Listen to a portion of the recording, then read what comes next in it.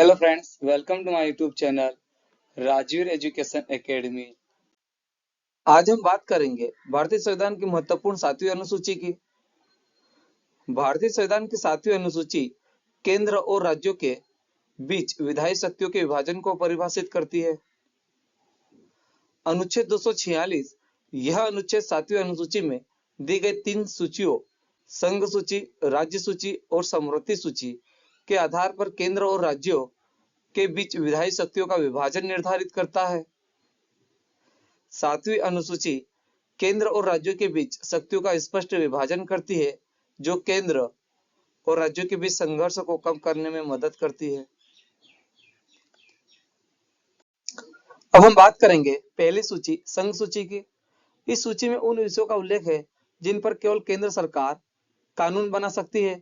इसमें 100 विषय शामिल है, जैसे कि रक्षा, बैंकिंग, विदेशी मामले, परमाणु ऊर्जा, मुद्रा, संचार, अंतरराज्यीय व्यापार, जनगणना, अंतरराष्ट्रीय संधि और रेल तथा वायु एवं जल परिवहन आदि। इस सूची में वर्तमान में कुल 100 विषय है और मूल संविधान में 97 विषय थे। अब हम बात करेंगे दूसरी सूची राज्य सूची की। इस सूची में उन विषयों का उल्लेख है जिन पर केवल राज्य सरकारें कानून बना सकती है। इसमें 61 विषय शामिल है, जैसे कि लोक व्यवस्था, पुलिस, शिक्षा और सार्वजनिक स्वास्थ्य आदि। वर्तमान में इस सूची में विषयों की कुल संख्या 61 है और मूल संविधान में 66 विषय थे। यहाँ पर हम 3 महत्वपूर्ण अनुच्छेदों की चर्चा करेंगे, जिसमें पहला अनुच्छेद है अनुच्छेद 250। अनुच्छेद 250 के अनुसार आपातकाल की स्थिति में संसद को राज्य सूची में उल्लेखित किसी विषय के संबंध में भारत के संपूर्ण राज्य क्षेत्र में या उसके किसी भाग के लिए कानून बनाने की शक्ति होती है, परंतु आपातकाल की समाप्ति के पश्चात 6 माह से अधिक यह प्रावधान प्रभावी नहीं रहता है। अब हम बात करेंगे अनुच्छेद दूसरे की। अनुच्छेद 252 के अनुसार 2 या 2 से अधिक राज्यों के विधानमंडल एक प्रस्ताव पारित कर यदि संसद से अनुरोध करे कि राज्य सूची के विषयों पर संसद द्वारा कानून बनाया जाए, तो संसद उन राज्यों के विषय पर कानून बना सकती है। अब हम बात करेंगे अनुच्छेद तीसरे की। अनुच्छेद 253 के अनुसार संसद को किसी अन्य देश या देश के साथ संधि अथवा समझौते को लागू करने के उद्देश्य से किसी भी विषय पर कानून बनाने का अधिकार है। अब हम बात करेंगे तीसरी समवर्ती सूची की। इस सूची में उन विषयों का उल्लेख है जिन पर केंद्र और राज्य दोनों सरकारें कानून बना सकती है। यदि दोनों के बीच कानून में कोई विरोध होता है, तो केंद्र सरकार का कानून मान्य होगा।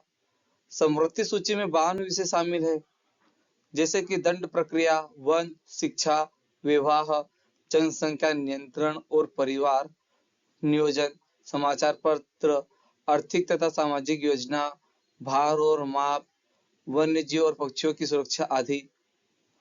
वर्तमान में इस सूची में 52 विषय है और मूल संविधान में 47 विषय थे।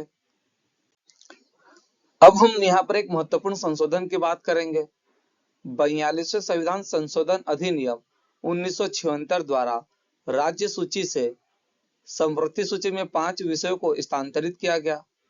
जो पहले 5 विषय राज्य सूची में थे, उन्हें 42वें संविधान संशोधन अधिनियम 1976 द्वारा समवर्ती सूची में शामिल किया गया है और वो 5 विषय है शिक्षा, वन, भार और माप, वन्य जीव और पक्षियों की सुरक्षा और उच्च न्यायालय और उच्चतम न्यायालय को छोड़कर सभी न्यायालयों के संगठन, संविधान और न्याय का शासन। इन 5 विषय को राज्य सूची से समवर्ती सूची में शामिल किया गया है।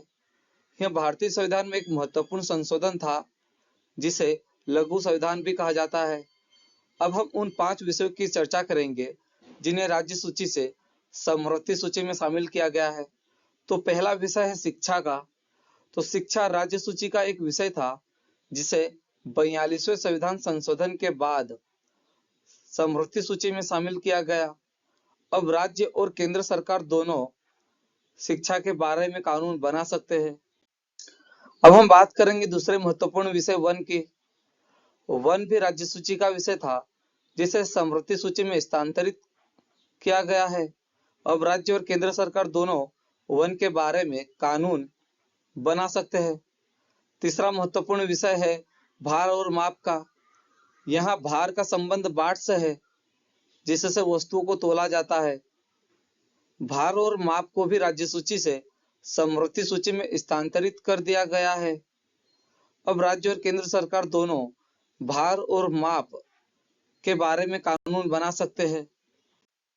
अब यहाँ पर हम बात करेंगे चौथे महत्वपूर्ण विषय वन्य जीव और पक्षियों की सुरक्षा का। वन्य जीव और पक्षियों की सुरक्षा राज्य सूची का एक विषय था, जिसे समवर्ती सूची में स्थानांतरित किया गया। अब राज्य और केंद्र सरकार दोनों वन्य जीव और पक्षियों के संरक्षण के बारे में कानून बना सकते हैं। पांचवा महत्वपूर्ण विषय है न्याय प्रशासन का। उच्च न्यायालय और उच्चतम न्यायालय को छोड़कर सभी न्यायालयों के संगठन, संविधान और न्याय का शासन राज्य सूची से समवर्ती सूची में स्थानांतरित किया गया। अब राज्य और केंद्र सरकार दोनों न्याय के प्रशासन के बारे में कानून बना सकते हैं। अब हम बात करेंगे अवशिष्ट सूची की। भारतीय संविधान की 7वीं अनुसूची में संघ सूची, राज्य सूची और समवर्ती सूची के साथ साथ अवशिष्ट सूची को भी शामिल किया गया है। अवशिष्ट सूची वह सूची है जिसमें वे विषय शामिल होते हैं जो संविधान में उल्लिखित संघ सूची, राज्य सूची और समवर्ती सूची में नहीं दिए गए हैं। इन विषयों पर कानून बनाने का अधिकार केवल केंद्र सरकार को होता है।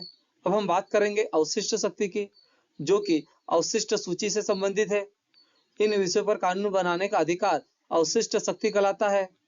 अवशिष्ट विषयों पर केवल केंद्र सरकार ही कानून बना सकती है।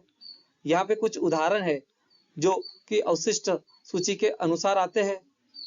कंप्यूटर सॉफ्टवेयर, सूचना प्रौद्योगिकी और अंतरिक्ष प्रौद्योगिकी जैसे विषय जो संविधान बनाने के बाद अस्तित्व में आए, अवशिष्ट विषयों में शामिल किए जाते हैं।